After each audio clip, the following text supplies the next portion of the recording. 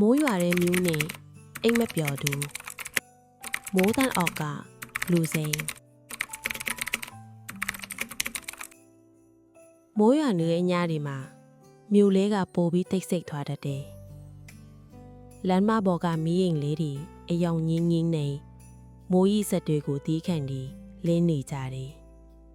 ။ကော်ဖီဆိုင်အသေးလေးထဲမှာတော့မင်းတယောက်ထဲ။နာရီလက်တံကည9:55မိနစ်ကိုထိုးနေတယ်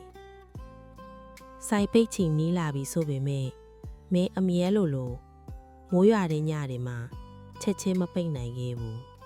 ။မိုးတန်ကိုနားထောင်ခြင်းလို့လား။ဒါမှမဟုတ်တယောက်တည်းမဟုတ်ဘူးလို့ကိုလှေစားခြင်းလို့လား။မဲလည်းမသိဘူး။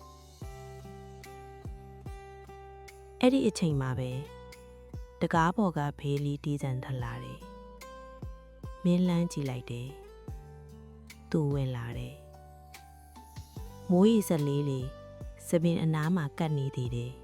။အင်ကြီးပေါ်ကအနှဲငယ်ဆူဆွနေတယ်။ဒါပေမဲ့မင်းသတိထားမိတာကသူ့မျက်လုံးတွေ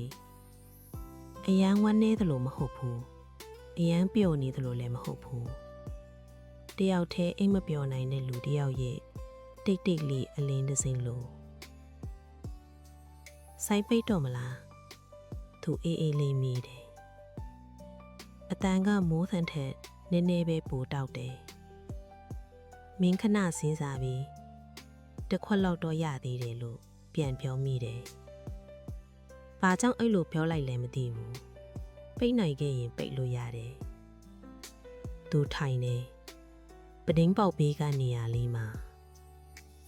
မင်းကော်ဖီဖြော်နေတဲ့အချိန်သူလမ်းမကိုကြည့်နေတယ်မိုးရေစက်တွေကျလာတာကိုတိတ်တိတ်လေးလိုက်ကြည့်နေသလိုမိုးရွာတဲ့ညလေကြိုက်လားမင်းမသိမသာမေးလိုက်တယ်သူခဏလောက်စဉ်းစားပြီးကြိုက်မလားမသိဘူးဒါပေမဲ့မိုးလွာရင်တယောက်တည်းမဟုတ်ဘူးလို့ထင်ရတယ်လို့ပြန်တယ်မင်းလက်ကလှုပ်သွားတယ်အဲ့ဒီစကားကမင်းရဲ့ရင်ထဲကိုတိုက်ရိုက်ထိသွားသလို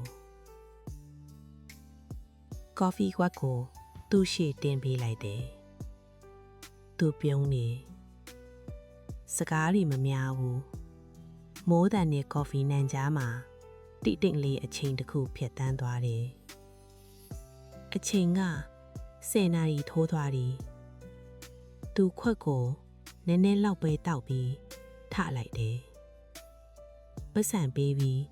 တကားဖွင့်ကနေမှရပ်သွားတယ်မင်းကိုပြန်လန်းကြည့်တယ်မင်းလည်းအိမ်မပျော်ဘူးထင်တယ်သူပြောတယ်မင်းမဖြေခင်သူထွက်သွားပြီးဘဲတန်လီတစ်ခါထပ်တီးတယ်ကော်ဖီဆိုင်ထဲမှာမိုးတန်ပဲကြံခဲ့တယ်ဒါပေမဲ့သူ့စကားလေးကတော့မိုးတန်ထဲမှာမပြောက်သွားဘူး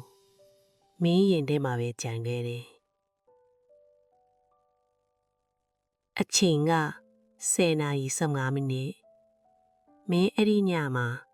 ပထမဆုံးအချိန်တယောက်ယောက်ကိုစဉ်းစားပြီးအိမ်မပျော်တော့ခဲ့ဘူး